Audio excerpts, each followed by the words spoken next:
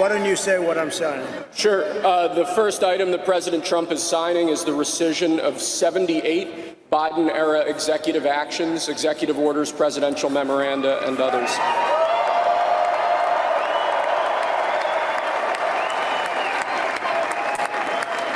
Thank you, sir.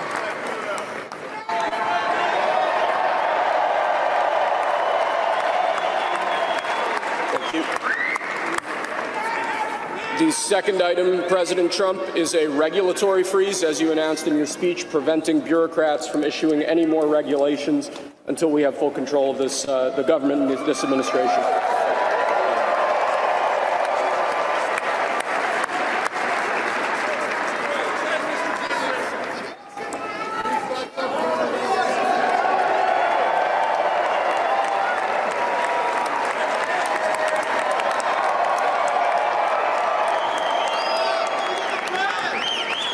Thank you, sir. Sir, can I have a pen? The next item, sir, is a freeze on all federal hiring, excepting the military and a number of other excluded categories, again, until full control of the government is achieved and we understand the objectives of government going forward.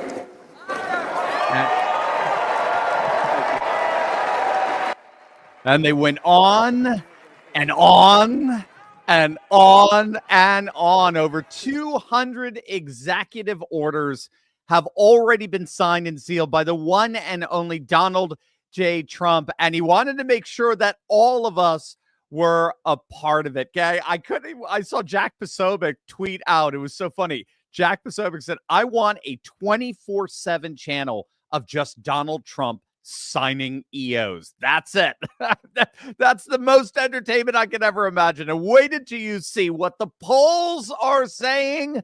This is going to absolutely blow you away. We have our first official approval poll of Trump's presidency, and it's going to blow your mind. Hey, gang, come on in. We got a special live stream Tuesday night. I'm even wearing my special Byzantine purple for you guys tonight. We couldn't do a live stream last night because I was attending the Liberty Ball. A huge shout out to our good friend Cliff Maloney of the Pennsylvania Chase, who helped secure those tickets for us to be able to have that incredible night.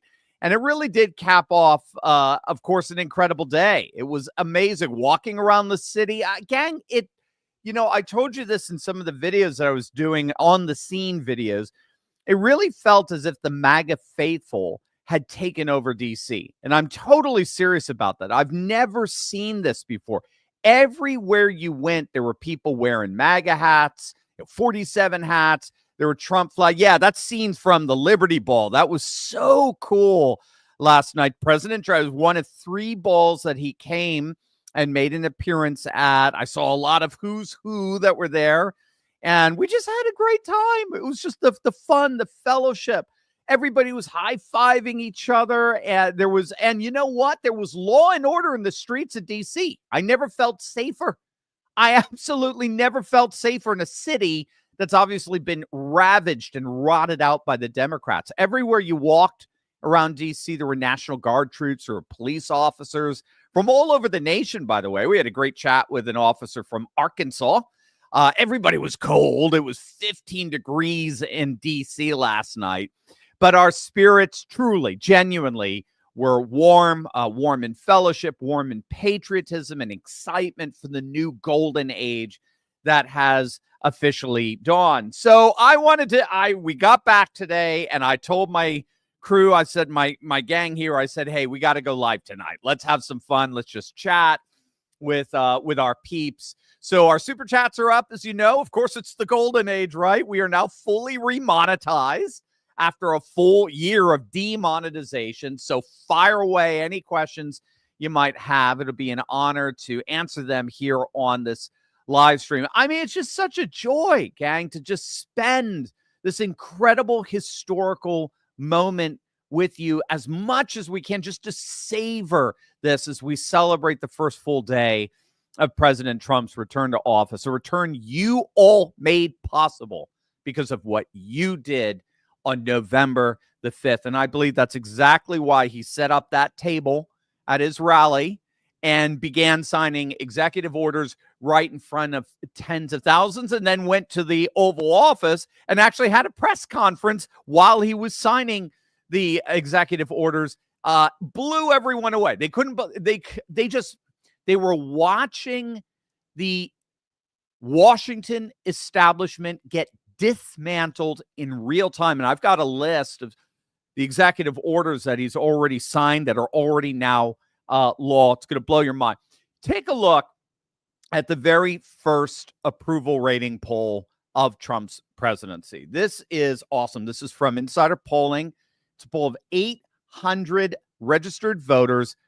I mean, look at this, gang. Donald J. Trump, and keep in mind, in a very polarized country, Donald J. Trump is sitting with a 56% approval rating, a near 60% approval to start off his presidency. Absolutely magnificent. And Mark Mitchell, our good friend over at Rasmussen, check this out. He's got a poll that shows that Trump has a 34% approval rating among Democrats. This after his historic first night as president. Democrats are giving him a near 40% approval. And this is coming on the heels of a brand new CBS poll that found that a record number of young voters, voters under the age of 30, are excited and optimistic about the next 4 years. We've not seen this in about a decade. 67% of voters between the ages of 18 to 29 are excited about the next 4 years.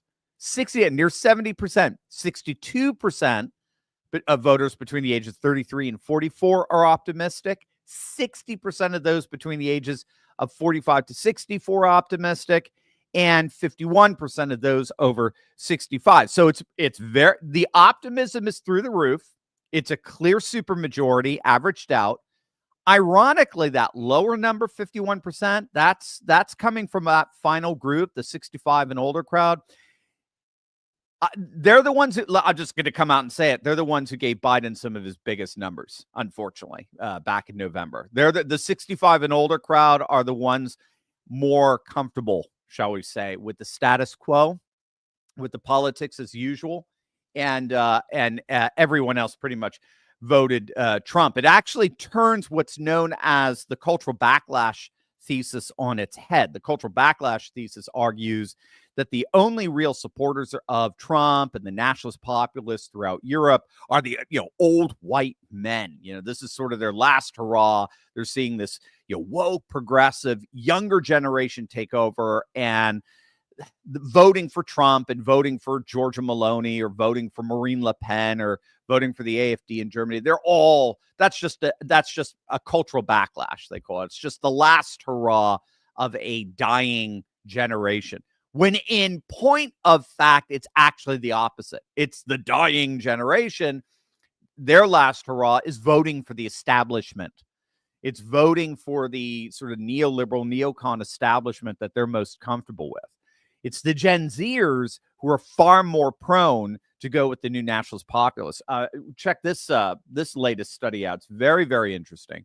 The number of Gen Zers, so basically voters under the age of 30, the number of Gen Zers that identify as liberal was 41% back in January of 2021. 41% of Gen Zers identified as liberal back in January 2021.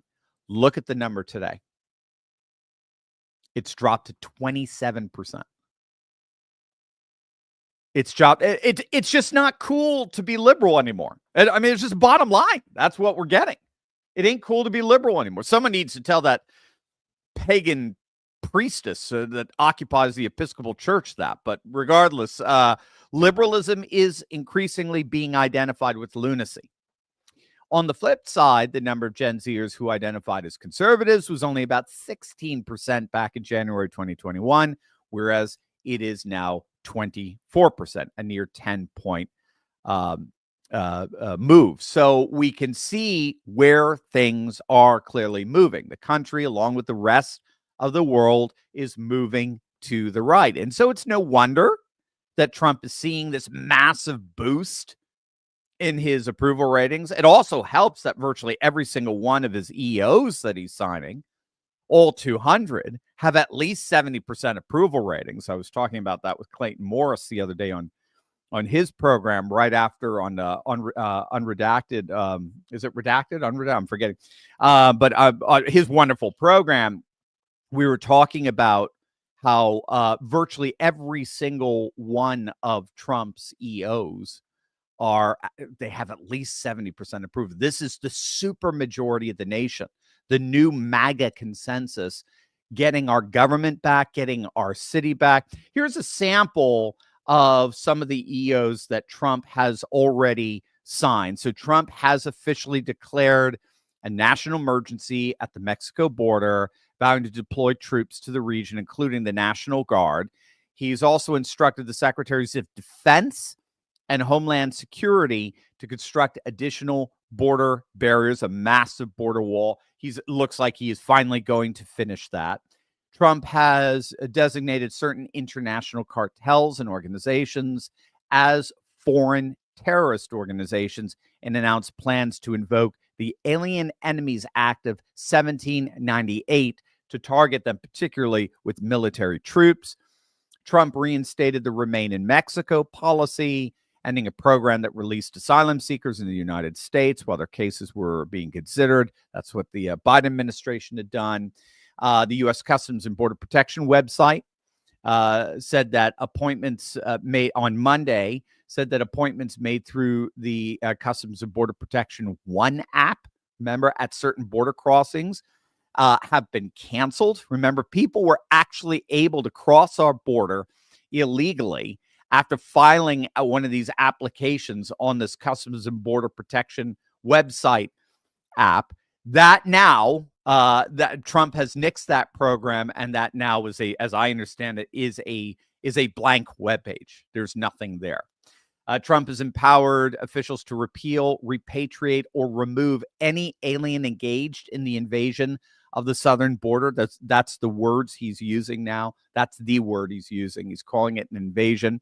One of his boldest moves was ending birthright citizenship for those born to illegal migrants. So Trump declared right now, immediately, that any illegal immigrant who has a child inside the border of the United States, that child is not subject to what's called birthright citizenship. Just like, again, we use this example all the time, just like an ambassador who is here serving on behalf of his country. If his wife has a baby, that child is not a U.S. citizen. That child is not subject to birthright citizenship. Well, neither are illegal migrants. For heaven's sake, that is insane.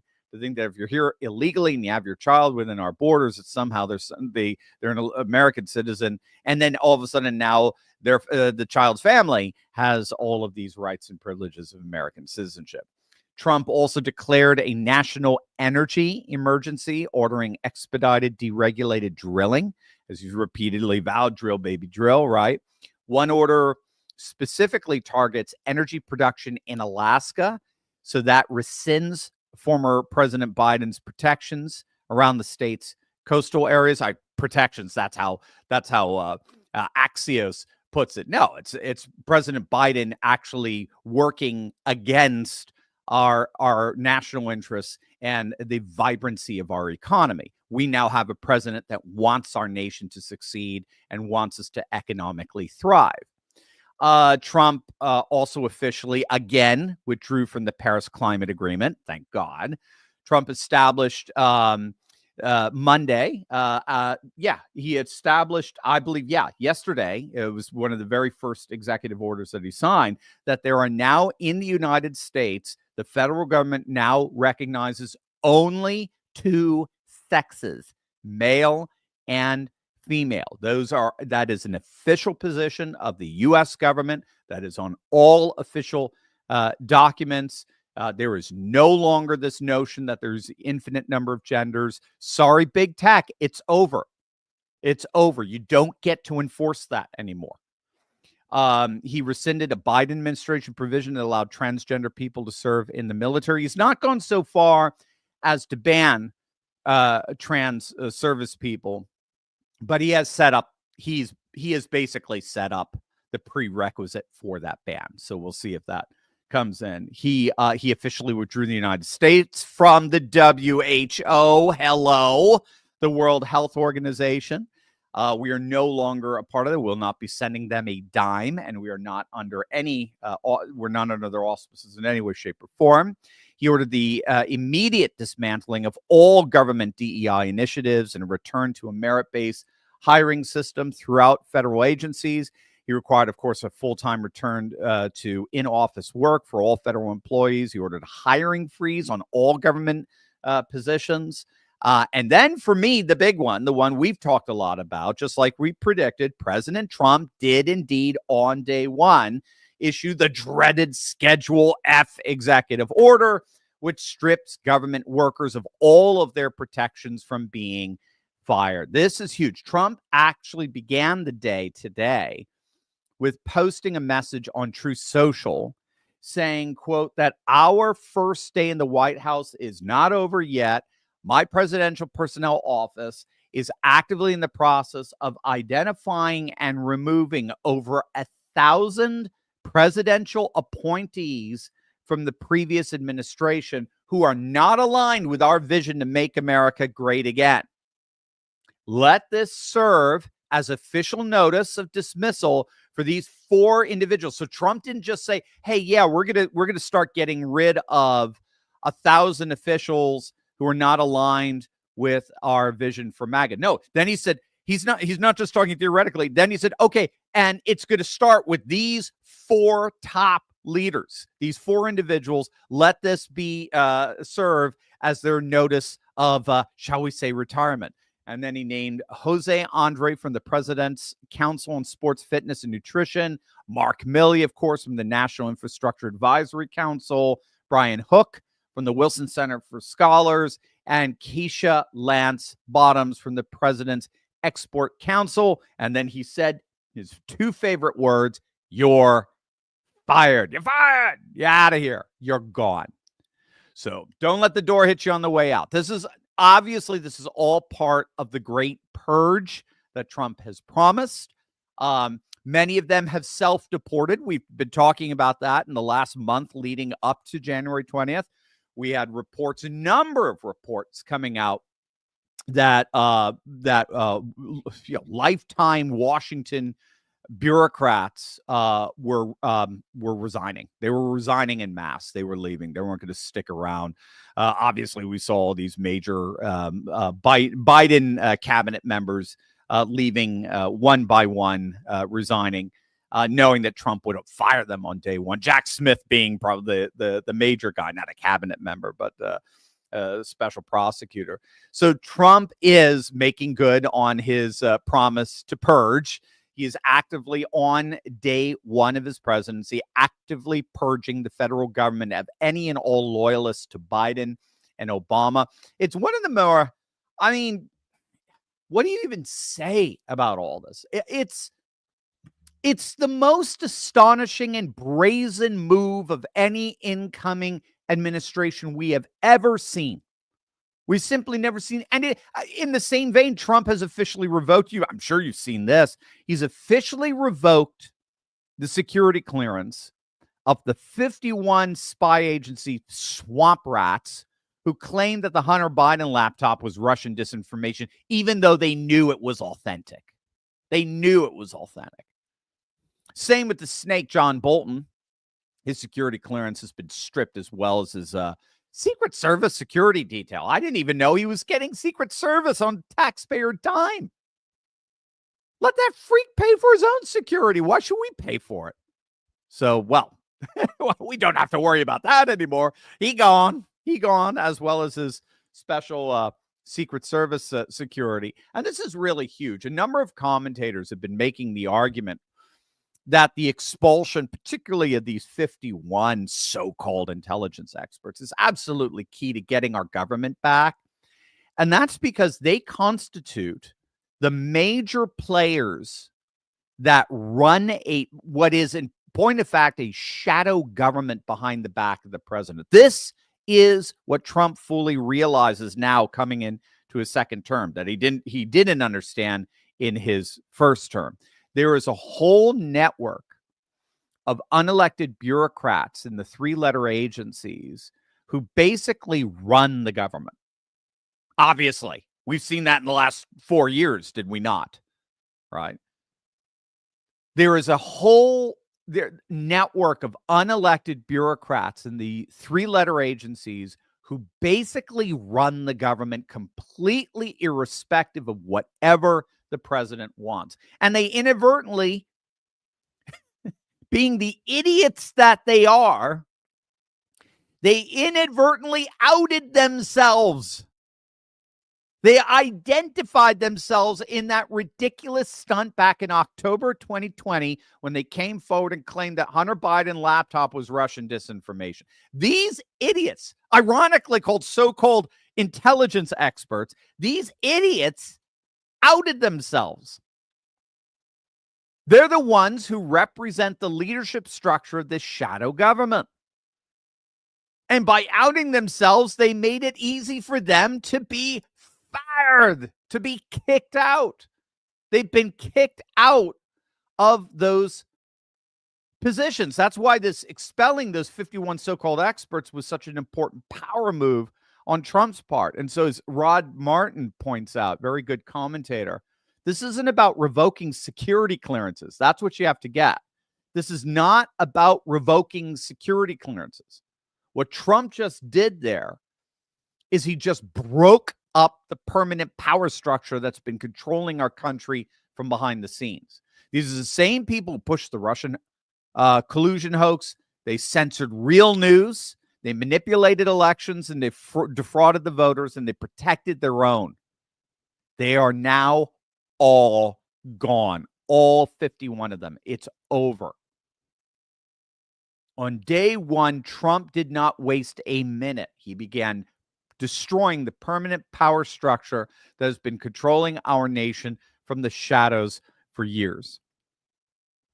And then, of course, what I think in many ways was the crown of his executive orders is he pardoned all, just as we predicted he would. He pardoned all, every single one of the J6 persecuted prisoners, political prisoners.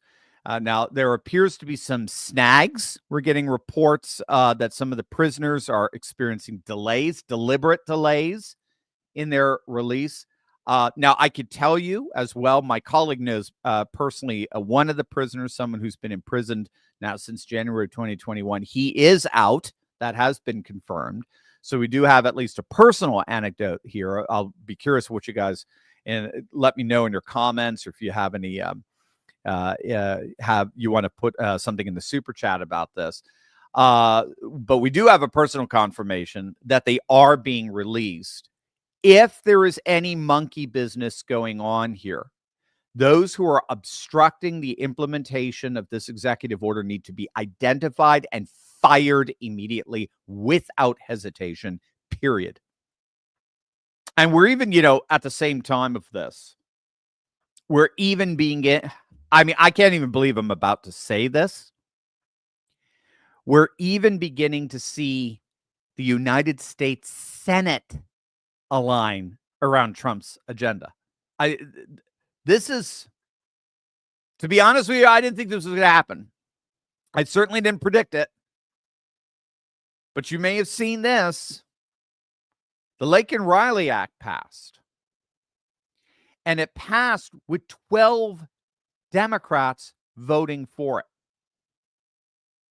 it. Let that hit you. 12 Democrat senators voted for the Laken Riley Act that requires state and local law officials to incarcerate illegal migrants who committed violent crimes. The very fact that we need a law like that tells you how insane we've become. We've been ruled by lunatics. But even members of the party of the liberal lunatics appear to be seeing the light, 12 of them at least, Fetterman being one of them. So the Laken Riley Act will become law in a matter of days. President Trump, of course, has promised to sign it. But I mean, what do you say, gang?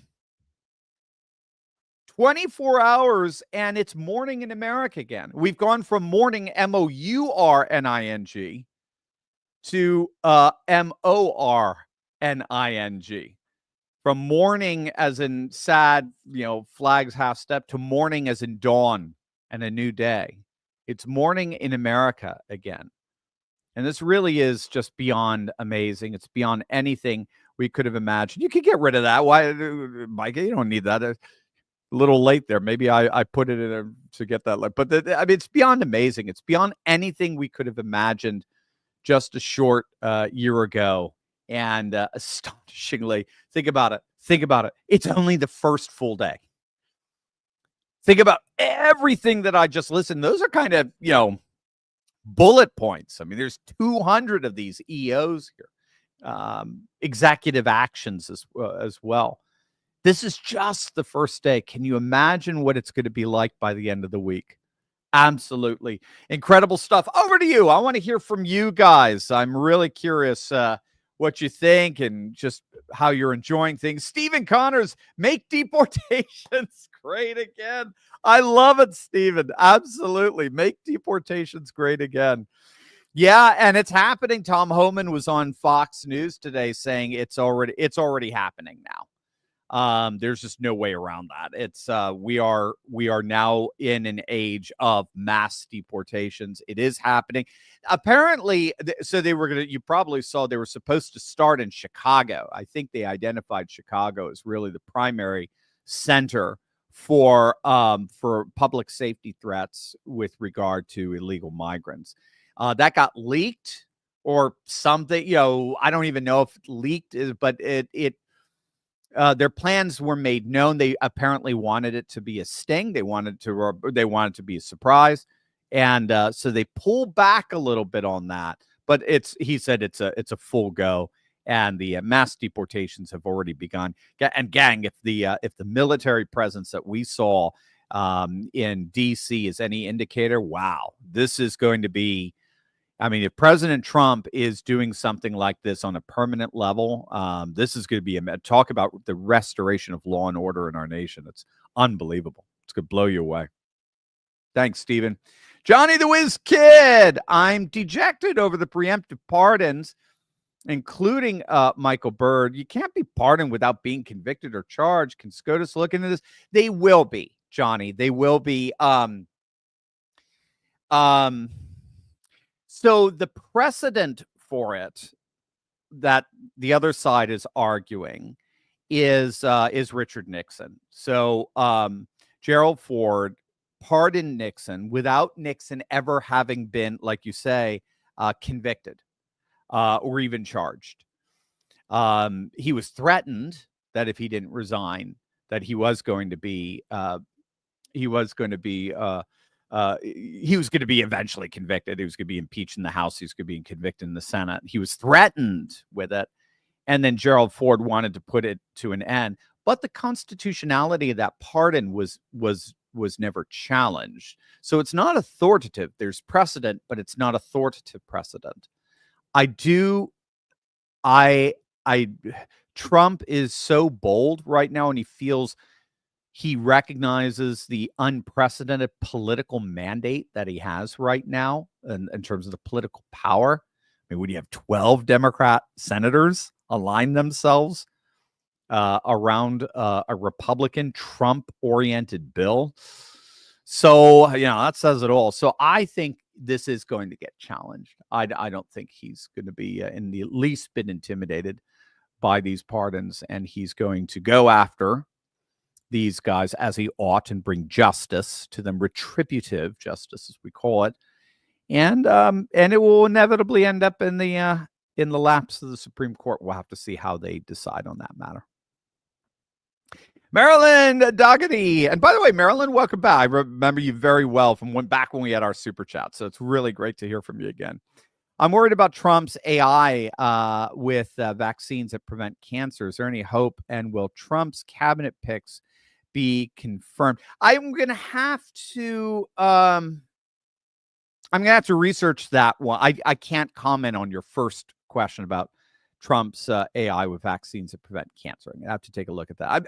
Outside of just giving the general observation that AI is inevitable, the genie is out of the bottle, and so the key for us, and I think it's very clear particularly from Trump's speech, because it was imbued with this concept of archaeofuturism.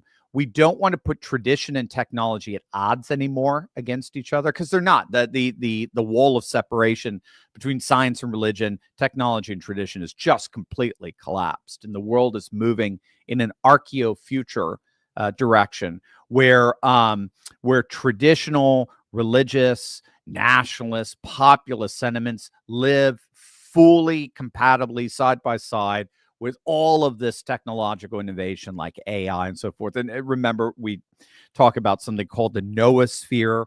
So you've got the geosphere, where the planet, it's molten lava and so forth. Its plates harden, and so you actually have a full planet. That's the first stage of planetary development. Then you have the biosphere, which provides life. Now we're seeing all over the planet, every bit as much as present as the biosphere, we're seeing a noosphere, where the human mind now is being crystallized in all kinds of technologies, internet technologies, AI, crypto, you name it, and very much in what we call the cybersphere or the telecosm.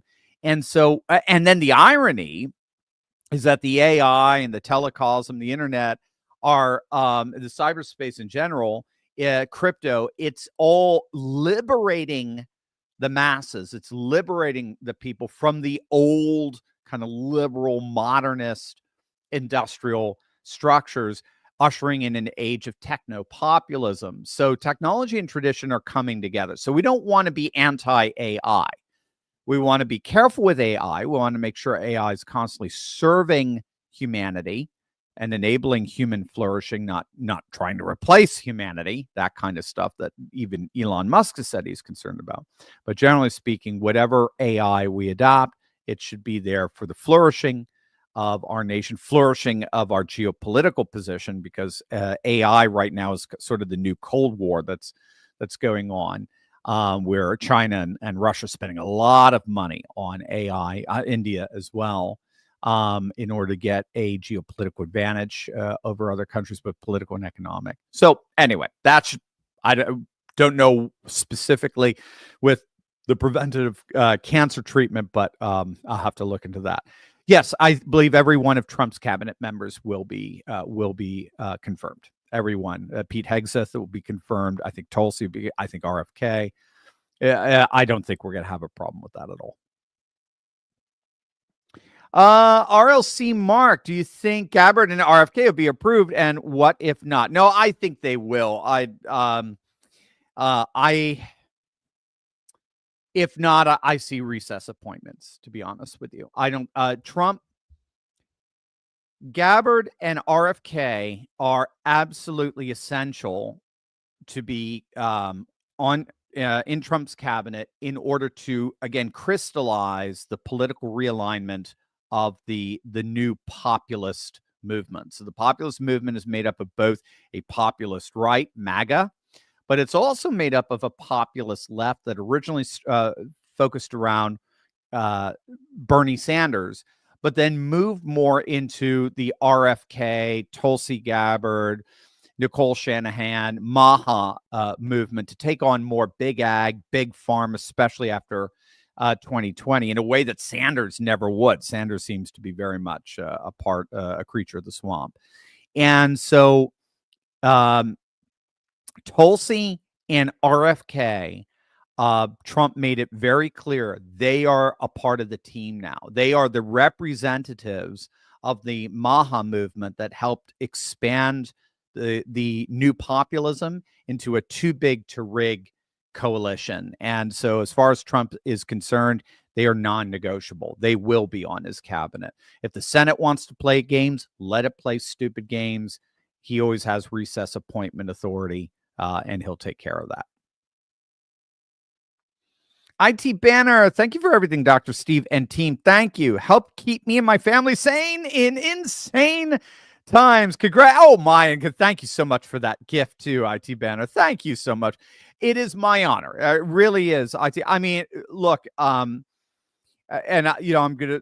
I'll just always say, my job is to keep you sane during insane times. So how do we do that? We bring the macro and the micro together. We bring the theoretical together with the day-to-day developments that are happening. The theoretical and the macro help us to interpret what the craziness that's going on day by day, and what our overall argument on this channel has been over the last 8 years is that a liberal globalist establishment was on its last legs. It is on the brink. And as such, it is unleashing its venom viciously, as it were, one last time. And this is the key to understand where we are today. They threw everything they had at Trump. And at times it looks like they took him out. Like just that 40 seconds he was down behind the podium on J13 in Butler. We didn't know what happened. He fell, as it were. It looked like they took him out. It looked like they took him out with these Russian, special prosecution investigations. It looked like they were taking him out with the impeachments. It looked like they were taking him out with the J6 committee. It looked like they were taking him out with the FBI raids. It looked like they were taking him out with the 4 federal indictments and the dozens of felonies. It looked like they took him out with removing his name from the Colorado ballot, and then all of a sudden in all these other states with these wacko nutty secretaries of states following suit. I mean, it just looked like, and then of course J13, and then just a couple of months later, and at the Palm Beach International Golf Course, it just looked like there were so many times it looked like they finally were going to take him out. And yet, what did we notice every single time with every one of those power structure moves that they employed against him? What did we notice? What was the clear pattern? Every single time. Every time. Not one exception. Every time. Even J6. Every time. What happened? Trump got stronger. So they threw everything they had at Trump. Everything. And he only ended up getting stronger. So think about that calculus. This liberal globalist establishment on their last legs amasses their entire power structure against one man, and he only ends up becoming more powerful. And then the end result was it thwarted their final move.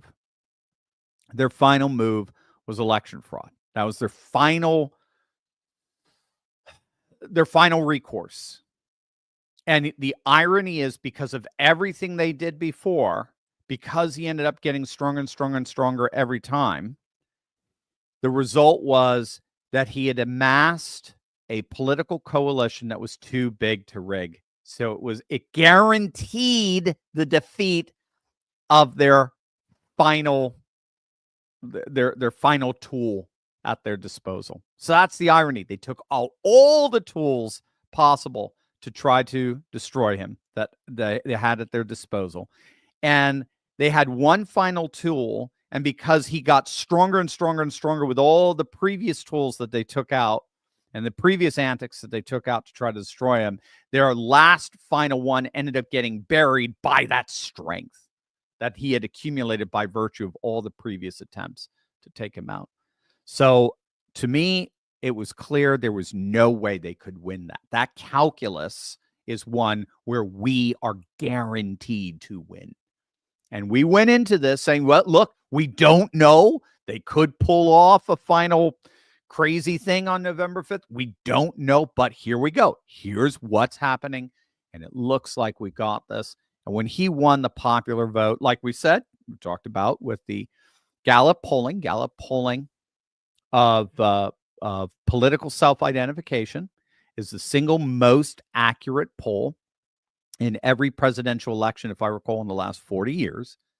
So if if Democrats have a 7% margin, 7% advantage in self-identification for how you see yourself, not necessarily how you're registered, but how you see yourself. Generally speaking, who the Democrat will win the election by around 6 to 7%. This is a predictive indicator that's able to predict within about 1 percentage point. And we went into November 5th, 2024, with the Republicans leading by about 2 points in terms of the self-identification, voter self-identification. So it looked like Trump was going to pull off a popular vote win of 1 to 2%, and boom, he gets, what was it, 1.2, if I recall. So we had all the data. We were armed with all the data, both micro and macro, theoretical and the practical day to day. And so we were able to stay sane through times where the media is trying to tell us that Kamala's going to win by double digits and she's going to win.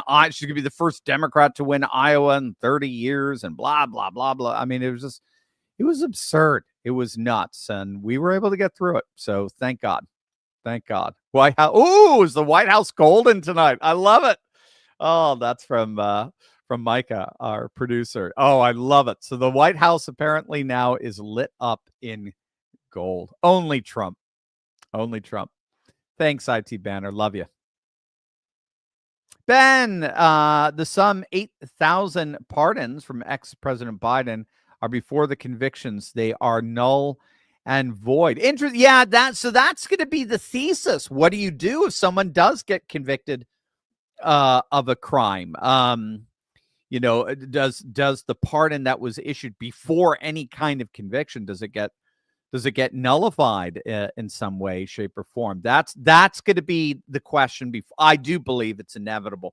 That's going to be the question in front of the Supreme Court, and Trump is going to bring it on. There's just no way around it.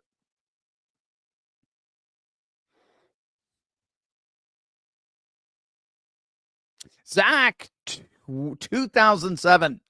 From your comment last night about the Naval Academy, all the academies are cesspools of elitism and corruption. All the service academies produce the worst military officers, bar none, and they should all be shut down. Whoa, Zach, don't hold back. Tell us how you really feel. Yeah, we're gonna have to look at this. The populist revolution is against an elite. So what populism does is it redefines the political divide away from left versus right to the people versus the permanent political class. It's the ordinary American versus the oligarch. And we're seeing that all across the board. We saw that today. I mean, we're seeing it even in the church, among clergy. Clergy are much more prone to be advocates of the status quo, and we need to make sure church stays out of political issues. And everybody sitting in the pews is like, screw you. What are you talking about? Our nation is falling apart. Our faith is being gutted as we speak. We're standing up. And so you're seeing the people rebel against the establishment elite at every level, all across the board, in all our institutions. The governing elite appears to be radically compromised. And what you're saying there just fits right along with that picture, that our academies, whether it's the Air Force in Colorado or Annapolis Naval Academy, whatever it is, your concern is a concern that is echoed by more and more people, that a ruling establishment, an aristocracy, in effect, is governing in such a way and leading in such a way that is completely alienated from the values, interests, and concerns of the vast majority of the nation. They tend to be highly left-wing, ultra woke, very prone to protect the status quo, and very prone to dismiss legitimate and valid concerns about the chasm, the values chasm that is growing between our elite and the people. So what you just articulated there, Zach, is gold when it comes to those concerns. So, yep, you're right. I think it's going to have to be something that's got to be addressed. No question about it. BW, Dr. T, what do you think about Bowser refusing to let J6 go? Who is Bowser? Micah, what am I missing? I'm a little slow here. Refusing to let J6 go. Micah, is it Biden? It might be Biden, or just the Democrats or whatever. I mean, again, it's just let them refuse. I mean, everything that they've thrown at Trump just makes him stronger. This is the irony. They thought J6 was a winning issue. J6 made Trump stronger. J6 demonstrated for everyone to see Trump will not abandon you. Everybody else, oh, the DC mayor. Okay, yeah, yes. Okay, yeah, I've heard about that. Okay, good. So Bowser is the mayor in DC.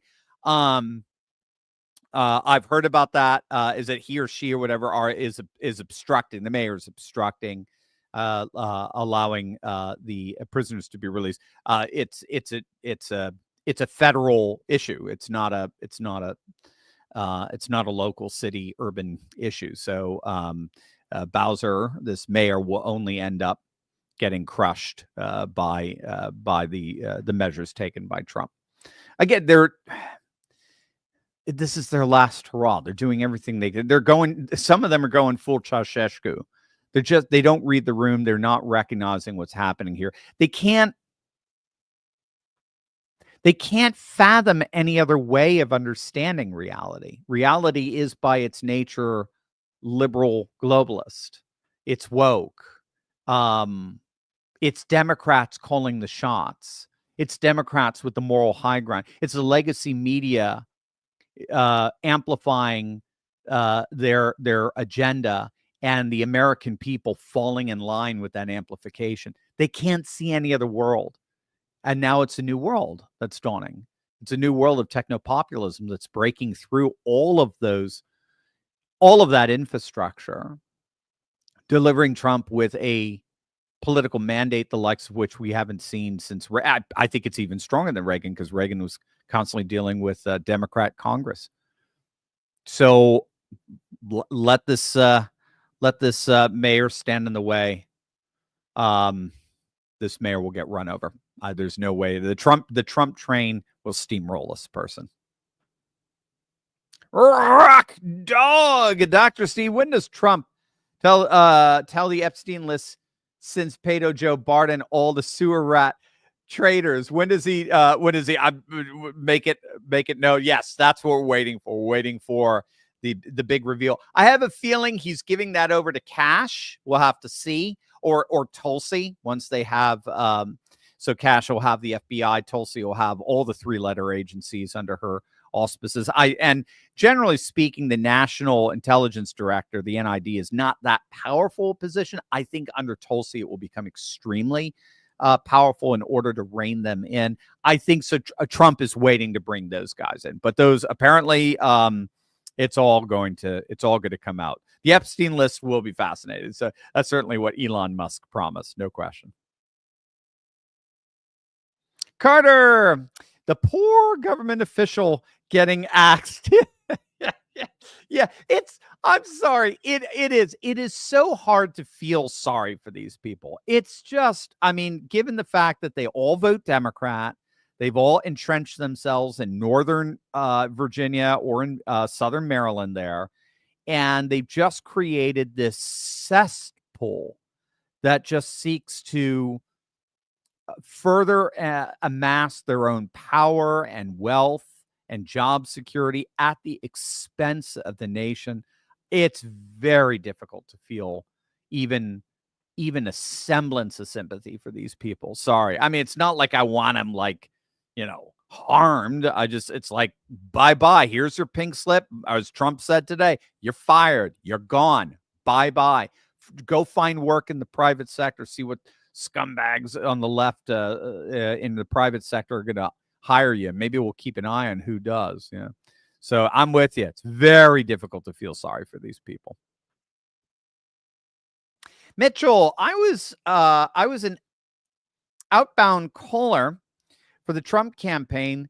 This feels surreal that all the hard work I put in actually paid off. It's so funny you say that, Mitchell, because I was hanging out. We went to a bunch of balls over the weekend.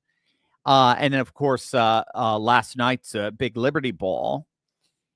And that's what everyone, in effect, that's what everyone was saying. I mean, the people were dancing. They were just having an amazing time, no question. But everyone, you're having a conversation with people, it's like, I can't believe it. We did it. You look around and you see all the MAGA hats. It could have been Kamala. It could have been, conceivably. We could have lost. But by God's grace, which I believe was manifested most explicitly on J13 in Butler, Pennsylvania, with God's grace, we won. And you could just sense it. Everyone in that massive ballroom, there's probably 7,000 of us all together, in that massive ballroom at the Liberty Ball where Trump came in. Everyone. Yeah. I think the term you're using there, surreal, I think describes it. It's like we did it. We really, by God's grace, we did it. He had already signed dozens upon dozens of executive orders. We already had our country back. And then again, you were also seeing it too, as well, Mitchell, on the ground. I never felt so safe in DC, ever. And we walked all around DC too. And I felt, and everywhere you looked, there were National Guard troops, there were cops, there was law and order. You never felt safer. It was amazing. So I'm with you, man. And how it happened. The Berlin Wall collapsed overnight. In a sense, it's like the golden age dawned one morning, and it hasn't receded. It just promises to grow and grow and grow. It's amazing. It's incredible. And I do think we have permission to believe. I do think we have permission to be confident. I know many of you have commented on this. One of the attractions to this channel, one of the things that makes this channel special, is its unwavering optimism. I learned that from Rush. I mean, there's studies that it's only the optimistic who are ultimately successful. There is the Admiral James Stockdale principle I've shared with you over and over again. There's all these studies, post-secular studies, that basically said liberalism's dead. It's just a matter of, just when it finally realizes it and collapses, and a new conservative age is going to fully take its place. But when all is said and done, it was always Rush, no matter what. Rush Limbaugh, who is my idol as a broadcaster, Rush Limbaugh, and as a political commentator and as a communicator in general, Rush Limbaugh always had unwavering optimism, and he learned it from Reagan. So we need to always have this sense that no matter how dark the moment looks, light is going to break through. It's inevitable. Why? And particularly we in the Christian tradition, no matter how dark Friday looks, Sunday morning is dawning. No matter how grave the situation, an open grave, an empty grave, I should say, is on the horizon. So that's what keeps us going. Mike, how long can it be expected to take to get all the illegals out? Well, so we talked about, like, every EO has at least 70% support. We're finding out mass deportation, the polls that ask the question, do you support the deportation of every single illegal migrant? That has at least 60 to 70% support. So it's it's going to happen. Let's just put it that way. The measures taken to remove every single illegal migrant is going to happen. It is already happening. How long that's going to take is a good question, and I don't know the answer to that. So there is the prioritization of it. That's strategy. That's the essence of strategy's priorities. So what is your number one objective? What do you need to achieve in order for this mission to be, this overall mission to be successful? What is the number one thing that has to happen? So Tom Homan argued the number one thing is you have to deal with security risks, security threats. That's the number one. Whether it's violent crime, whether it's terrorism, whatever it is, you have to remove those who pose the single greatest threat to every American citizen. So you start there, and then you go down the strategy hierarchy. You go to, or the priority hierarchy. And then it seems to me, then you go to with those who have been here the least amount of time, who've just crossed. And then you're gonna have to start doing the hard work. And this is where, this is where it's going to be. Ross Ulbricht, full and unconditional pardon just happened. Is that Bitcoin Jesus? Yes, Bitcoin Jesus just got pardoned. I don't know how many of you guys know. I mean, he's been talking about somebody persecuted by the Biden government. This is awesome. It just gets better and better and better. Right? He's been in prison. All right. Well, I'll do a video on this tomorrow, because this is huge for the Bitcoin community and just crypto community in general. Bitcoin Jesus has just been unconditionally pardoned. This is breaking news. That's incredible stuff. It's just I know he was being heavily lobbied for that. A lot of people are lobbying. I know Robert Kennedy has like all his savings in Bitcoin. He said, so this is the most pro crypto and hence most pro techno populist administration we've ever had. So that's great. So there, let me just finish for Mike's question. So then the hardest one, what the media is going to try to exploit as much as possible is separating the grandmothers from their kids or the parents that have been here for 20 years or whatever, but we're never, obviously we're once illegal, always illegal unless there's an amnesty deal struck, but that's gone. There's not going to be any amnesty whatsoever. That's going to be the harder one, but it's going to happen. Trump made that very, very clear. That has to happen. It's not that you're permanently banned. You just have to go back to your country and then you can apply legally. And that's one of the things this is where self-deportation comes in. Because if you're caught, it's virtually impossible to reapply you never applied, but it's virtually impossible to apply for entry and for to have extended stay and to become a permanent resident. It'll be impossible. If you were here illegally and you were caught, arrested, and deported, you're not coming back. It's that simple. So there is an incentive to self-deport, never get caught, and then just apply for permanent residency legally. And hopefully that's what we're going to see. Hopefully that's going to be the advice that's being given through these NGOs and the Catholic churches and so forth that have been overrun by radical left-wingers, pro, open border left-wingers. Hopefully they are going to get replaced as part of this populist revolution.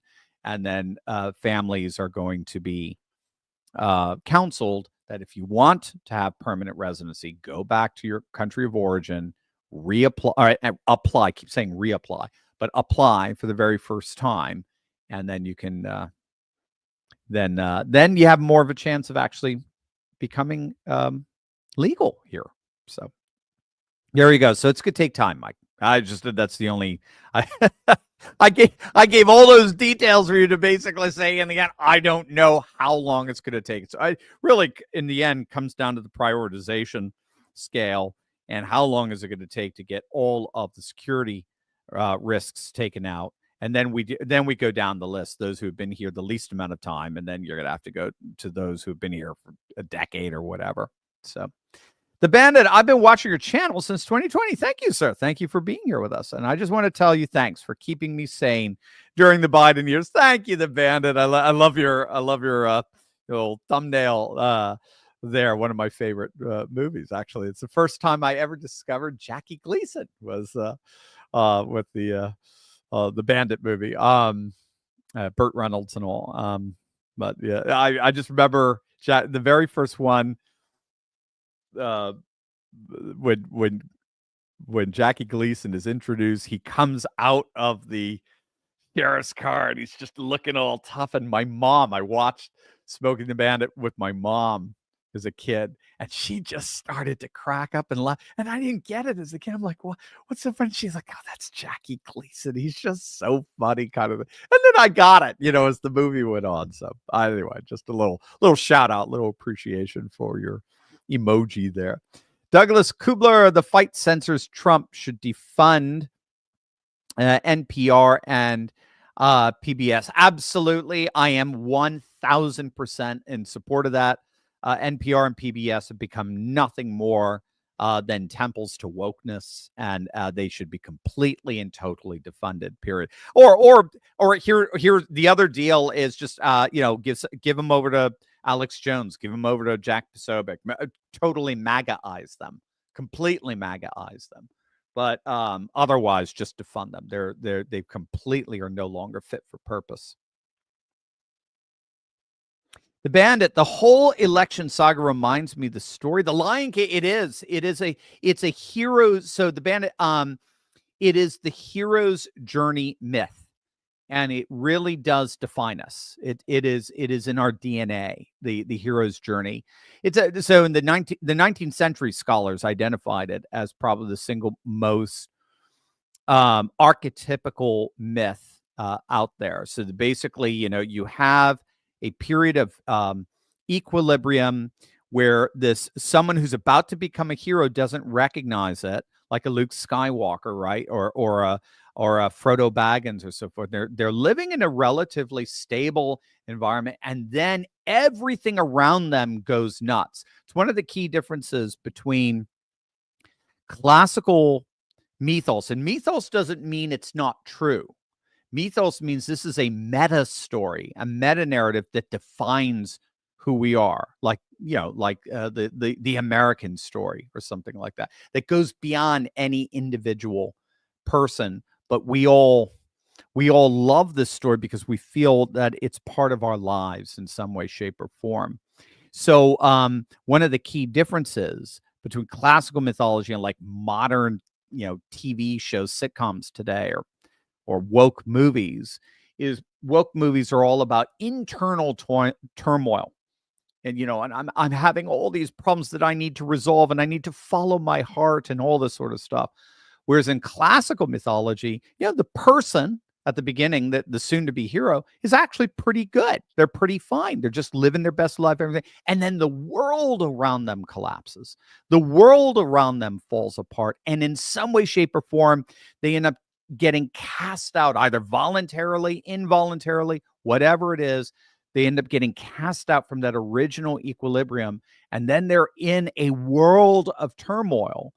And what they have to do is they have to find the inner strength to climb out of that turmoil and bring that turmoil, that external turmoil that's destroying everything, the environment, their ecology, their shire, whatever, and then restore righteousness and equilibrium, and the like, and they become who they were always meant to be by rising to that challenge. So there's a prodigal journey in there, and the like. So yes, absolutely, and there's always inevitably the return. So that's why you have a J.R. Tolkien, the return of the king, or with the Star Wars, the return of the Jedi. That's the hero's journey, and no one has embodied the hero's journey more in, I think, our American politics than the one and only Donald J. Trump.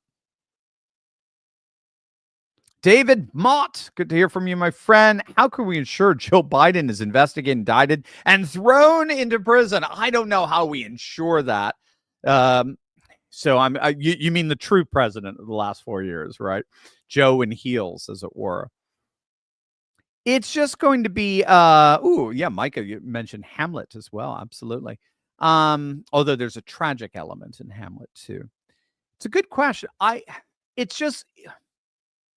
It's going to come down to how far Trump wants to go in prosecuting the previous administration. Here, I'm going to throw this out to you, David, and it'll be interesting. This will be part of what we're going to be looking at on a daily basis. To what extent are Joe and Jill symptoms versus were they the actual disease? And that's what we're going to Trump. We're going to find out what Trump's opinion is of that. If Trump goes after them, he's going to see them as the disease, or they're very much part of the disease. And by the way, this distinction does not exonerate them in any way, shape, or form. They are part of the problem, no question. But that said, we can reduce the problem further to symptom and disease. To what I'm going to say this. I think he's a very evil dude. I know I live 20 minutes away from him. I know people who know him who tell me he's as corrupt as the day is long. They've known him for decades in Wilmington, Delaware. I'm in Delaware. But I'm just going to say, in the end, my sense is, at least now, Joe is just a puppet. He's a shell. He didn't do anything. I mean, yeah, he signed the executive orders, but he didn't do anything. That guy was just he was a night of the living dead. It was Jill. It was his inner circle. They were the ones who were really doing things. But even then, I think we can go farther. That's why I brought up the 51 so-called intelligence experts, because I think they inadvertently outed themselves back in October of 2020 when they came forward and said the Hunter Biden laptop, knowingly lied about the Hunter Biden laptop as Russian disinformation. Well, they outed themselves. They thought Joe was going to win. They thought Trump was going to be gone forever. And well, now he's back. And guess what? You 51, you're out permanently. You've been permanently expelled from DC. I think they are more indicative of the power apparatus, the shadow government, the deep state, than is Jill. I'll be honest. That's my opinion. I may be wrong. We'll find out for sure. And I'll be happy to be wrong, by the way. But I think Jill, and I even think the whole sort of inner circle of Biden, I think they're small players in the end. They're not part of permanent Washington. Permanent Washington, the shadow government, that's the disease. And that is what has to be dismantled. And if that's totally dismantled, completely dismantled, then who cares about these symptomatic creeps who are here today, gone tomorrow? It's permanent Washington that has to be dismantled. They're the shadow government. They're the true swamp that used the Bidens and so forth. And the Bidens were perfectly happy to be used. No question. They lived a very lucrative, luxurious life getting voluntarily used like that. So that's if we see Trump going after Jill, then they have information that she and Biden's inner circle are a lot more part of permanent Washington than we realized. If he doesn't go after, don't worry about it. It's only because they determined that they're symptomatic. They're a rash. They're not the bacteria. And we're trying to root out the bacteria. Connor, my friend, you went to the Liberty Bowl. I'm very jealous. $1.99, Connor? $1.99? Where did you go, Connor? We had a blast. So Connor's one of our producers, and he we were all in DC, but we did split. We only a couple of us were able to go to the Liberty Ball, and the rest of us went to another ball that just had its own very, very funny story connected to it. And Connor went to the other Liberty Ball, and he probably is the funniest, had the funniest experience of them all. So, and with that, it looks like we're all done. Gang, what a blast it's been. Oh, hand to mold. Everybody, thank you for that super chat. Let's acknowledge that Fauci funded COVID, killed millions, got pardoned by a criminal regime. Yeah. We've got more. I'm sorry, Mike. I thought we were done. No, bring them on. I love it. Bring them on. It's so awesome to have everybody here. I want you guys to get your moment in the sun in the golden age with your comments, questions, and so forth. And Hannah Mold is doing just that. Let's acknowledge that Fauci funded COVID, killed millions, and got pardoned by a criminal regime. I mean, you basically summed it up. Absolutely. So for me now, okay, you bring up something, Hannah Mold here. What I just said about Jill cannot be said of Fauci. He is clearly the bacteria. This is a guy who just was a career bureaucrat, who is absolutely representative of the disease that is the swamp. And yes, you needed a criminal regime to come in to take care of the swamp that enriched them. And I have a feeling Fauci's not getting away with this. One thing that there is a workaround, as I understand it, we'll have to see how this plays out. You may have heard about this, Hannibal, but just because he was pardoned for federal crimes doesn't mean he's been pardoned for state. And what we're seeing the Attorney General in Florida doing right now is investigating the extent to which Fauci can be tied to harm and death to Floridian citizens and then be tried on that basis. And can you imagine the attorney generals of every single red state, because blue states are going to give them a pass because they're part of the corrupt regime. But can you imagine every single, all 30 of our red states filing suit against this guy and suing him? That's, I think, what we're going to see. It's time for not just Trump to fight back. It's time for red America to fight back fully. So definitely hand him. I don't think we've seen the last of Fauci. I think he's going to come. He is. I think the bell is tolling, and I think retributive justice is coming for this guy, and it should be. He turned out to be an absolute and total fraud in every way, and a villainous one at that. PK Raging Wolf. I also hope Donald Trump, JD Vance, Elon Musk, Vivek, and right-wing Republicans blacklist and defund and shut down BlackRock, Vanguard, and other evil companies and corporations like them. No, it's not going to happen, dude. I'm with you, PK. Don't get me wrong. I don't think Larry Ward's ever done. Not Larry Ward. What's his name? Who's the head of BlackRock? Larry. Why am I forgetting? Help me, Micah. You're my brain when my brain ain't working. But it is. Is it Larry Ward? There is no. Larry Ward has never done anything good for humanity ever. He is not like the wealthy of old, like in the 19th century, the aristopopulace that used their let's see, not Ward. Well, what give it to me? Larry, what is it? You just said not Ward. You put Ward and then not Ward. Well, whatever. You guys know what I'm trying to say. But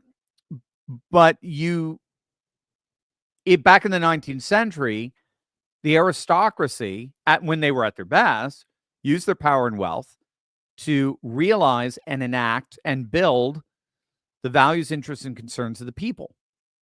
So the values, interests, and concerns of the people are glorious and beautiful and aspiring, but most of us don't have the wealth to realize. We'd love to go to Mars, but we don't have the infrastructure, the power, the money to do it. But Elon does. And so Elon says, good, follow, I'm going to do that for you. We'd love to worship in a beautiful cathedral, but we don't have the $10 million it would cost to do it. But Rockefeller or Peabody or Vanderbilt do. And so these guys, don't get me wrong, these guys of these companies, BlackRock, Vanguard, and so forth, don't use their power or wealth to do anything like that. They only use it to amass more power and wealth. Got it. Instead, I think what you're seeing is the reconfiguration of that aristocracy via Zuckerberg. You're already seeing it via Bezos. It's the Larry Fink. Thank you, Larry Fink. Thank you. It's the reconfiguration of these aristocrats around the values and concerns of the people. This is one of the things that Putin did that endeared him to so many Russians. What Putin did was he looked at all the oligarchs when he got into power, and he said, you can keep all your money, you can keep all your wealth, you can keep everything you've accumulated, you can oversee whatever sectors, because more or less all the Russian public sectors got sold to the highest bidder, and you had oligarchs take over. And Putin said, you can continue to do what you've been doing, but every dime you have has to come back and be spent, be saved in Russia and spent on Russians. You need to build Russian culture for the people if you want to hold on. If not, I'm taking you out. If not, he's a strong man. Putin's a strong dude, right? And I mean, we actually saw this. He had a meeting with these guys, and he made them sign contracts on this too. It's very, very powerful. One of them refused to, and he gave him an offer he couldn't refuse, and he humiliated him, and the guy ended up signing in front of everyone. All the oligarchs that didn't play along with Putin are not in Russia right now. They're gone. They took their money and they ran away. And of course, Russia was able to grab a lot of that money back. But that's what Putin said. Putin recognized the brilliance of an aristopopulist structure. Your aristocracy, you're always going to have an aristocracy. You're always going to have people who accumulate power and wealth, but they've got to be aligned with the values, interests, and concerns of the people. If they're not, then you're going to have an oligarchy that hates the people, let them eat cake, or you're going to have the people hating the oligarchy, and they're going to be cutting their heads off with mob rule, like the French Revolution. You got to have a unity there. And that's part of the brilliance of what he did, and why so many Russians love Putin, is they see him as the people's representative among the powerful and the wealthy. And they make him powerful and wealthy. Absolutely. Because again, they see him as promoting that. So that's what I think you're going to start to see more with Larry Fink and all of these other investment CEOs. You're not going to get rid of them, but you are going to convert them, whether they like it or not. James, Canada 51st, Greenland 52nd, Ukraine 53rd. No. We don't want Ukraine. You can have no. You can have Ukraine. But yes, I could see Canada 51st, Greenland 52nd. What was really, really cool about this weekend is we had I got to spend some time with one of our fellow Turley talkers that are that's from the Great White North, from Canada. And our Canadian patriots, they know they are so thankful to Trump for finally getting rid of Trudeau. They fully see Trump as the one who humiliated Trudeau one last time, end up splitting the NDP and Liberal coalition there in their parliament, and basically collapsing the government, well, forcing elections to come through, and Pierre Poilievre is going to win in a blowout. So they appreciate that. And yeah, I think everybody wants to see Greenland incorporated into the North American Americosphere of the new civilization state that's rising here. So, but no, you could keep Ukraine. No thanks on that one. Doomsday Machine, how many of his nominees have been confirmed? Well, I think Marco Rubio is the only one officially confirmed, but he's a member of the Senate, so they take care of their own, right? Also, maybe a video on the coalition government Trump is forming and how effective it could be. Yeah. That's kind of what we're talking about. That's why I think RFK and Tulsi are non-negotiables. They got, as far as Trump is concerned, they must be part of his cabinet. So they will be, whether either they'll be confirmed or it'll be through recess appointment. But yeah, I'll be happy to. We'll look into this. Is going to be fun. The golden age, coalition government, too big to rig. Perhaps the beginning of a permanent coalition where the left-right binaries get absorbed into people versus permanent political class. Love you too much, and I love you too much. Thank you so much for that. Run a white wolf. Does Trump's landslide win signify a turning of the tide against anti-whiteism in the West? And will we see a similar turning point in the UK? Yes, it does. I think the Trump landslide represents the end of multiculturalism. And what multiculturalism advocated, well, advocate is a very kind term.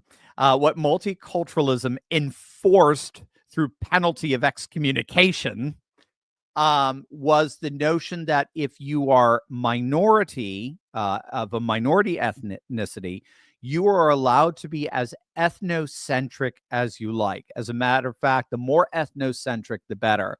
We're going to have months named after your ethnicity. We're going to have festivals named after your ethnicity. We're going to have award ceremonies named after your ethnicity. We're going to have TV channels after your ethnicity. You are allowed to be as ethnocentric as you want. That ethnocentricity is seen to be by multicultural advocates as the necessary precondition for the sense of inclusion of ethnic minorities within any given culture. If you are the dominant ethnicity, by definition, you must be a sovereign individual. You must see yourself as a sovereign individual who has no ethnic loyalty whatsoever. So that is, in essence, what, ironically, multiculturalism is. Multiculturalism is multicultural only if you are a minority ethnicity. If you are the majority ethnicity, you must forever forsake any sense of ethnocentrism at all. Ethnocentrism and the advocacy of ethnocentrism is likened to racism and superiority, supremacism. Obviously, that is by definition an asymmetrical calculus that cannot sustain itself. You cannot. I mean, and this we've had Carol Swain on our channel a number of times, a scholar from Vanderbilt University, who has pointed out in her books and her studies, and she's black, a black scholar, and she's pointed out that is an absolutely unsustainable social order, because what she argued was you cannot expect a population where blacks get to vote black interests and are actually encouraged to do so. Latinos get to vote on Latino interests. Asians get to vote based on Asian interests. Native Americans get to vote on basis of Native American interests, but whites cannot vote based on white interests. That is a totally unsustainable social structure. And so that's what I think Trump has just been so unapologetic. Look, we're American. We are American. And America has a history, and it is fundamentally a European history. And we're not going to be ashamed of that. And I just think most people have said, you know what? That's cool with me. They're called, if you're a minority ethnicity, it's actually, the term is ethno-affiliate. Ethno-affiliates are ethnicities that live in a larger, a minority ethnicity that lives in or participates in a larger ethnic social structure, of which they do not share. It's a different ethnicity, but they like it. They enjoy it. They like that larger dominant ethnicity, and they want that larger dominant ethnicity and its culture to thrive. A perfect example would be Japanese culture, say sumo culture. Sumo has gone international. And if you looked, I think it was prior to about 3 years ago, if you looked at every major sumo champion in Tokyo, in Japan, you'll find not one of them was Japanese. They were Bulgarian, they were Polynesian, they were Mongolian. One was, if I recall, Estonian, but they were not Japanese. So these are what are known as ethno-affiliates. They are people of a minority ethnicity who nevertheless enjoy and feel like they are full participants in a dominant ethnicity's culture. And so, by the way, that was broken. I think that losing streak was finally broken 3 years ago, where the champion, the sumo champion, was Japanese. But you see it in my own backyard, in the world of the Amish, particularly in Lancaster, Pennsylvania. Lancaster, actually, ironically, the majority of it is what we would call English. They're non-Amish. But they, over their dead bodies, will you build malls in the place of Amish farms.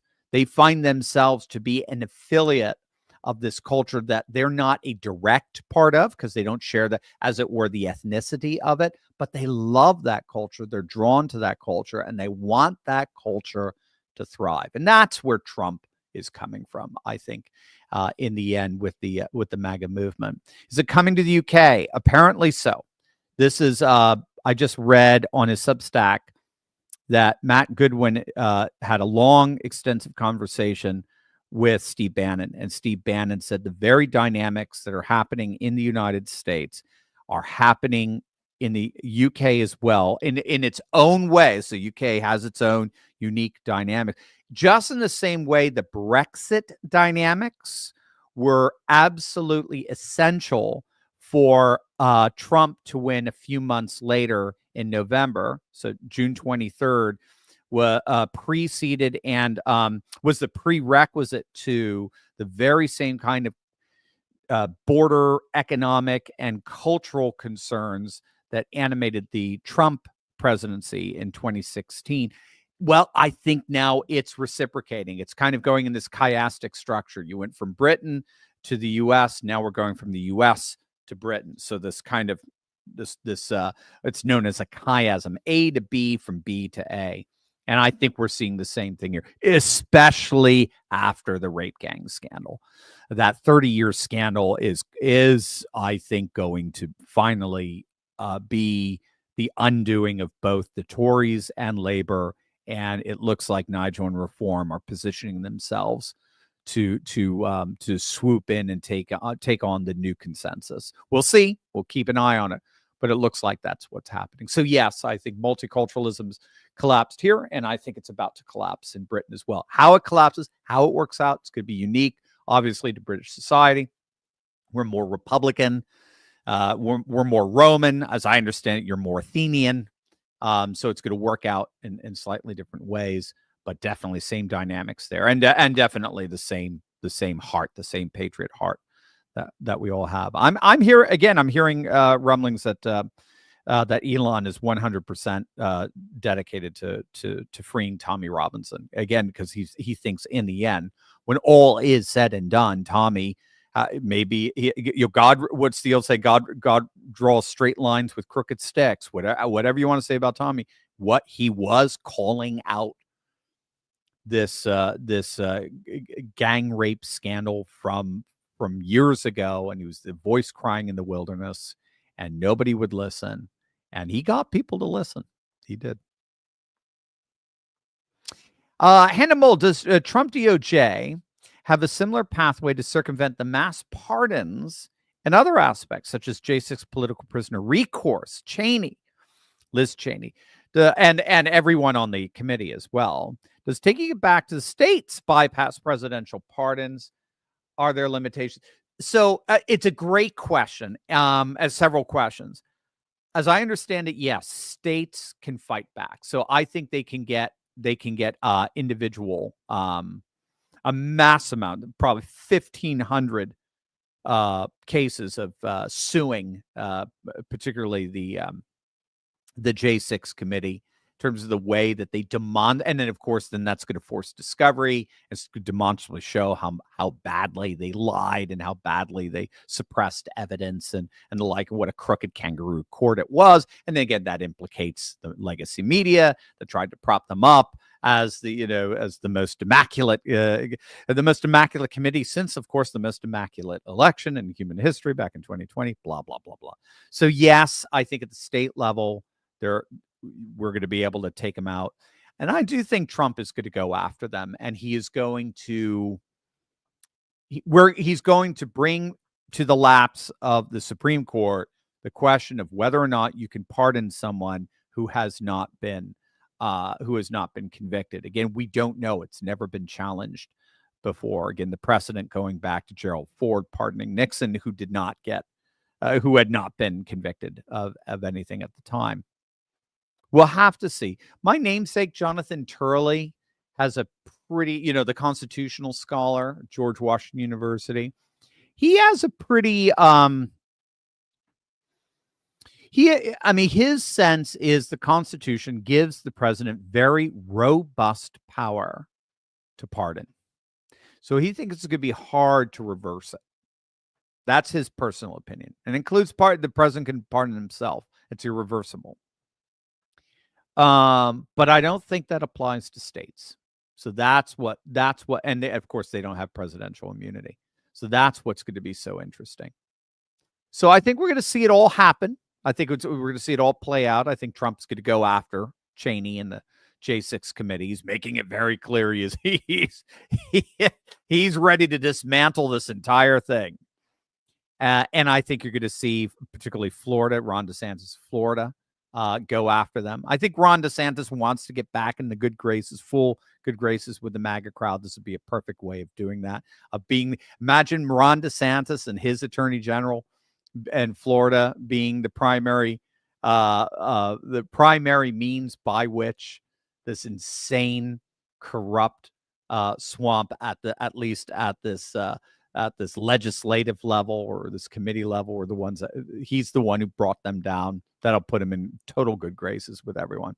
So we'll see it all, and we'll have to see how it all fleshes out. Rock Dog Dr. Stevens, preemptive pardons, okay. How about we just turn Milley and Fauci over to the World Court for Nuremberg-style trials? There you go. I don't know if the World Court will do anything like that anymore. That's for sure. But yes, I don't worry. I think we're gonna get some form of retributive justice, one way or the other.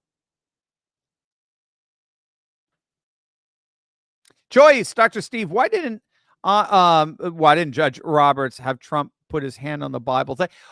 So as I understand it, yeah, he went a little fast. I think probably nerves or just the immensity of the moment got to him. So right, I think they were like skirting getting the Bibles ready, and I don't think you have to worry about that. I just think it was just an oversight.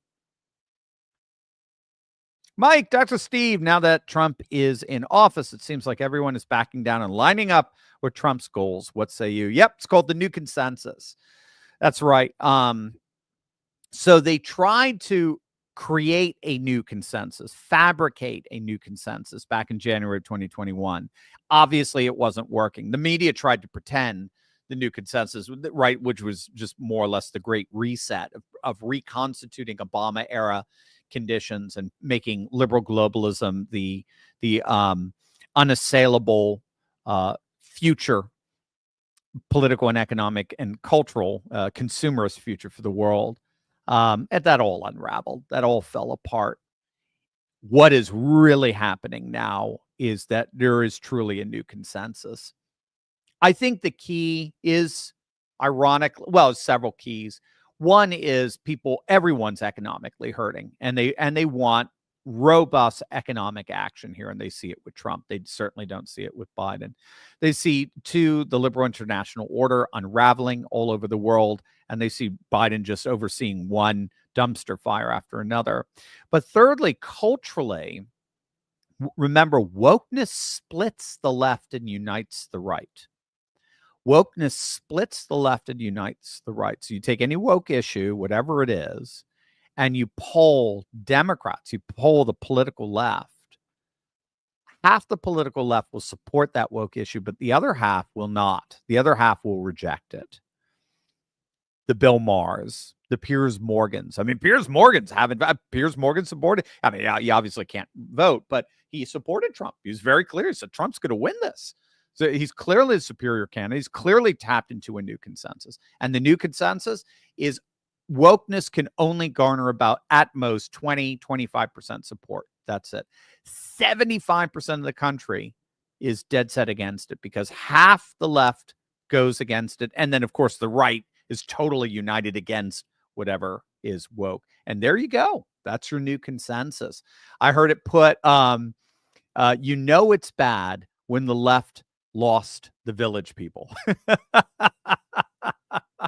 It's bad when the left lost the village people. Or I like to say the left went so loony that feminists were now considered far right, right? Riley Gaines, Jillian Michaels, women standing up for the integrity of women's sports, women's rights, women's spaces, women's, locker rooms, the integrity. Women standing up for women's rights were now considered far right. So the moment that happens, you've got a new consensus. And all you needed was a political movement to come in, swoop in, and gobble up that political consensus as its own, that it will faithfully represent them. And here is President Trump. I happen to think that his approval rating of 56, 57% is just going to continue to skyrocket. The more people see the economy recover, the more they see the border finally fully secured, the more they see crime rates going down, the more they're going to say, this is it. This guy was it. This guy's the real deal. He made our lives. But look at what happened with Nayib Bukele of El Salvador. 85% majority voted for him to return to office. 85%. Look what's going on with Javier Milei in Argentina. So if Trump is tapping into that, very strongman, Caesar-like savior of a society, which those guys did, Viktor Orban in Hungary, Giorgia Meloni in Italy. If he does that, he's going to see approval ratings that are going to go through the roof. And then we'll have officially a new political coalition, a new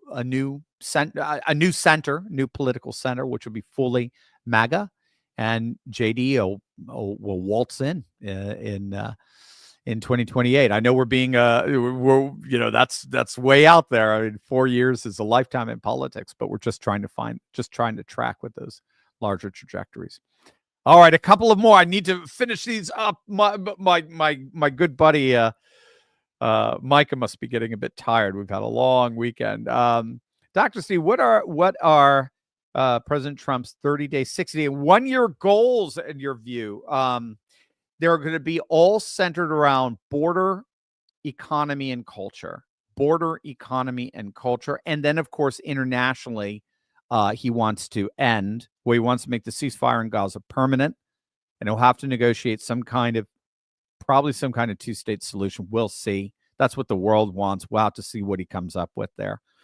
It's a hard sell for the Israeli government right now. That's just very, very right-wing. And, of course, he wants the end to any bloodshed in Ukraine. And I'm assuming he's going to give Russia permanent ownership of the 20% annexed territory of Ukraine. But we'll keep it in. And I thought Russia was going to go all the way into Odessa. We'll see. We'll see what happens. Doesn't look like that's going to happen. So internationally, he wants peace there, but he's going to center on border, economy, and culture. Border completely secured. As many deportations effected and realized in those 30 day. What did you have? You're going to 100-day, year out. Yes, 6. There you go. 30-day, 60-day, and a year goal. Very good. I would want.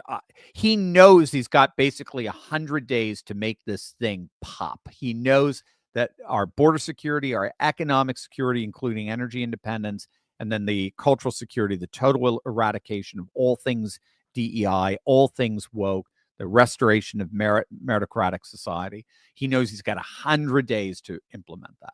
And if it's palpably seen in those 100 days, then the rest of the year will just be the logical extension of that. After that, I think he's going to be able to do it. But after that, he could see, if he doesn't accomplish that, you could see a lot of political capital wasted. So those are the three things he's going to be looking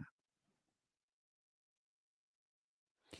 Adam, all right, let me knock these out. What's the chance of Trump becoming a super strict originalists in applying the Constitution.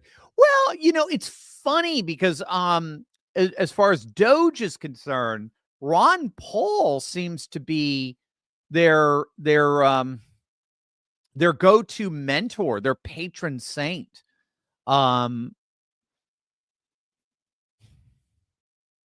He definitely will have those influences in his cabinet, probably more so than anything we have seen since Milton Friedman with Ronald Reagan. So I think it will be strong there. I think it will be very strong.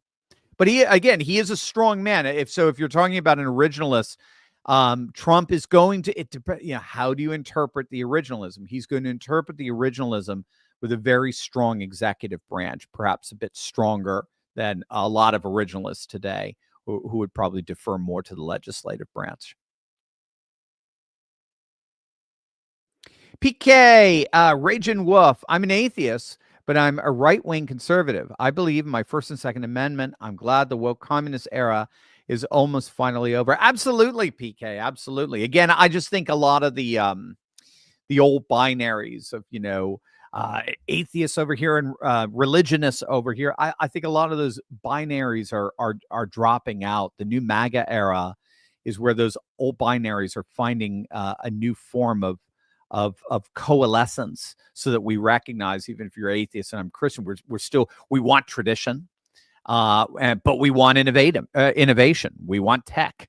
We want the civilizational underpinnings of our society, which are going to be very, very religious. But we want a society that's willing to go boldly into the future as well, not be held back. So, in many ways, I think we're living at a time where the old kind of religious, non-religious, sort of atheist, theist dichotomy, though there are going to be, of course, clear differences in terms of understanding sort of ultimate issues. Nevertheless, they come together in a common civilization where both are able to flourish. It's really awesome stuff. Again, in the 19th and 20th century, we couldn't have done that because we were in a modernist world that insisted on the separation between church and state and science and religion and tech and tradition. In a postmodern, post-secular world, that's no longer the case. But your freedom of thought remains fully intact. That came to the fore in the modern world, still remains fully intact in a postmodern world, but with a flourishing religious sentiment as well. And that's how you're getting MAGA. So that's where I was hanging out with last night. I was hanging with hardcore Christians, and I was hanging out with hardcore atheists, and we're all toasting and cheering and having a great time because MAGA is here. Like you said, First, Second Amendment, woke communists are gone. We won. Now we can be free. We can breathe the free air again and live in a way that mutually reinforces one another. Love it. Yeah, you got it, BK. You got it. Mr. Ridge Runner. God heard the prayers of our nation. He says, if we repent and turn away from our sin, then he will hear from heaven, heal our nation. In Jesus Christ's name, amen. Yeah, 2 Chronicles 7:14, right? Did I get that right? Absolutely, he did. He did. He spared us. James, I hope the great President Trump goes after the fraud in Detroit so we can get a fair election in Michigan, turns Michigan red. Amen. Love to. Yes, as a state government. You're on the cusp. The blue wall, all of it. I mean, Pennsylvania looks like it's going the way of Ohio. They're calling it the next Ohio. And so it's going to start seeing a bigger and bigger margin of going red, and then it's just a matter of time before it goes the trifecta and gets a supermajority, Republican supermajority, and the governorship and the state legislature. I'm sure Michigan, as Pennsylvania moves, so does Michigan and Wisconsin. So I think you're good. But it is, again, they've so entrenched themselves in all of this corruption.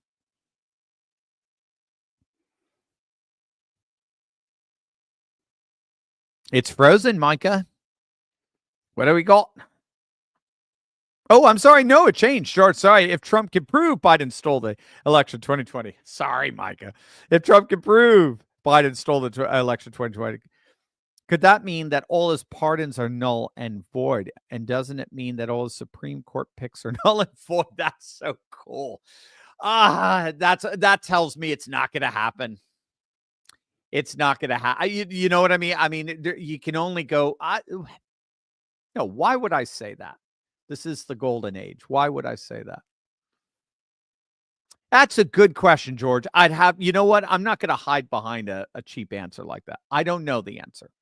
What if Trump could prove it was a totally fraudulent election? What if he could prove that? Does that then make everything that Biden did null and void? That's a great. I have a feeling no, because he was sworn in. Even though he got in through nefarious circumstances, he was still sworn in as the president. And that swearing in was validated. That validated his actions. And I think the Supreme Court will find that. So no, I don't. I'll go. I'll go out on the limb on that one. That even if I think it's the institutional logic. For example, if you were part of a university and it turns out that you're a student at the university, it turns out that your professor was a charlatan. He didn't actually have his PhD. He actually didn't know anything he was talking about. He taught you this entire course. You passed it, but the professor turned out to be a fraud. Would you still get credit for that course? As I understand it, the answer is yes, because the institution is what accredits the credit, not the teacher. It's the institution's responsibility to make sure that the teacher is accredited, not yours. So even in the church, we have this notion of sacramental efficacy, that if you were baptized and married and given communion by a priest that turns out to be a fraud, would your baptism have been valid? And the church says yes. Would your marriage have been valid? Church says yes. This goes back to Augustine. And that's because the efficacy of the church's sacraments are found in Christ, and found in Christ through the institution of the church. So its legitimacy is found institutionally, not individually. You could have individuals in there who are charlatans, but the institution transcends the individual. I think that's what they would say. It was up to the institution of government to make sure we had a valid and fair and election. We didn't. We screwed up. But nevertheless, the institutions themselves, once they ordain a president, that person, whether for right or for wrong, that person has been legitimately sworn in as president. So I think that's what they would say. Abner, a local liberal ex-teacher, is crowing on a Facebook chat group that Trump's win was not an obvious mandate, but rather a slim win, and is not only trying to get richer, which that's absurd, because Trump was the only president that went into Washington richer than when he left. Everybody else, every senator, every representative leaves Washington richer than when they got in. So no, he's not doing this. Obviously, after being shot in the face, he's not doing this for his own benefit. Obviously, no. I just think that's TDS. I think that's silly. You have to understand Trump's victory in relation to a 2024 electorate. A 2024 electorate, for example, is not a 1984 elect. There can never be another 1984 right now. Not the way our demographics is. Not the way California is. There can never, ever be another election where, and I should say there cannot be right now another election where the candidate wins 49 to 50 states. Even Obama couldn't pull that off, right? Trump's election was as astonishing as it could possibly be for a Republican, given that our urban cosmopolitan areas vote overwhelmingly Democrat. So that's why the Democrat normally gets the popular vote, because of the cosmopolitan areas. Keep in mind, I think like Oregon has 31, 34, I think it's 34 counties, Multnomah County, one county alone, makes up like 80% of Oregon's population. Okay. So literally like 33 other counties don't even make barely 20% of their population. The very fact that Trump was able to draw so much of the urban vote his direction is a mandate. That is beyond anything that any Republican could have ever come close to. No Republican has won the popular vote since 2004, George W. Bush. And then he just barely pulled off an electoral vote. So not only did Trump do what George W. Bush was able to do in his reelection in 2004, but then Trump was able to win and sweep all 7 swing states. He was able to win the Senate, the House, the majority of governorships, and a state legislature. So if you want to be TDS and say, well, that's not an obvious mandate, go ahead. It obviously was. When you have 12 Democrat senators vote for the Lake and Riley bill, that is a mandate. No question about it. When the Republicans all get in line behind Mike Johnson because Trump told them to, that is a mandate. So mandates are not numbers. Mandates are politics. Politics is power. And if everyone is aligning around Trump, it is an obvious mandate. So this person, this local liberal ex-teacher is just whistling past the graveyard at that point. Garland, thank you so much. Very, very kind of you. Ralph Cochran, my friend. Who's your favorite president, Trump or Ralph? It's got to be Ralph. Trump's a good second, but it's got to be you, Ralph. You got it. Viraj, any truth to Fetterman turning Republican? I've heard it dismissed. I heard it's not happening. I doubt it. He's going to be a populist Democrat. He's going to be the next Joe Manchin, and he's going to drive Democrats crazy. And by the way, he's more powerful that way. If he's just another Republican, he could be a squeaky wheel. But what made Manchin so powerful is both sides were constantly lobbying him and promising him the moon, basically. The Jughead 77, Happy New Year, belatedly, Dr. Turley. I'm not concerned with Donald Trump's so-called racism. Barack Obama, Hillary Clinton, Jay Biden, and Kamala have harmed more black people than Trump has offended. Amen, the Jughead. You're 77. I think you're absolutely right. Oh, thank you for the pound sterling. I didn't see that. Yeah, I'm with you. I just think, again, the old racist politics, the old civil rights politics and so forth, it's going the way of the dodo bird. MAGA is the new consensus today, and the non-white working class vote is going fully MAGA, and it's beautiful. And I saw it. I saw it at the balls that I went to over the weekend.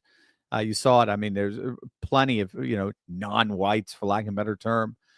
They're all celebrating the same thing. We're all one massive happy MAGA family.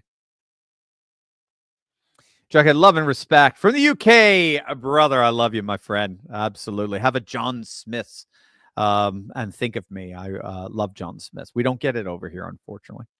Deep Sea, can Trump do anything to restore Second Amendment rights to several blue states where they've taken the ability to buy semi-auto weapons and mag bans? Good question. I don't know.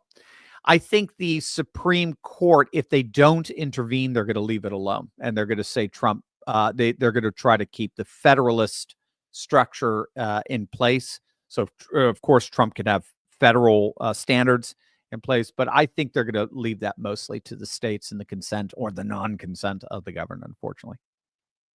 Stephen, did Joe cure cancer in his way? Yeah, he was talking quite a bit about that, Stephen. Good recall on your part. That was his big thing, wasn't it, in 2021? We're going to cure cancer. Yeah, just a fraud. He was a total fraud. Rock Dog, Dr. Steve, our founding fathers, is smiling today. By God's grace, we the people have taken our republic back. Brilliantly said, Rock Dog. And perfect final statement. Love you guys. Absolutely love every one of you. The golden age is here. I'll see you tomorrow morning for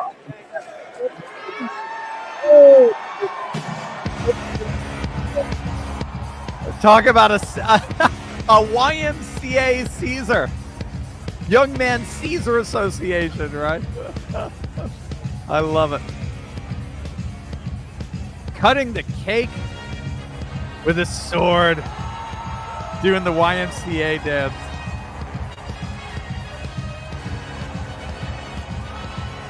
There's never been a time like this. You know, look at Melania. She's dancing right along with him.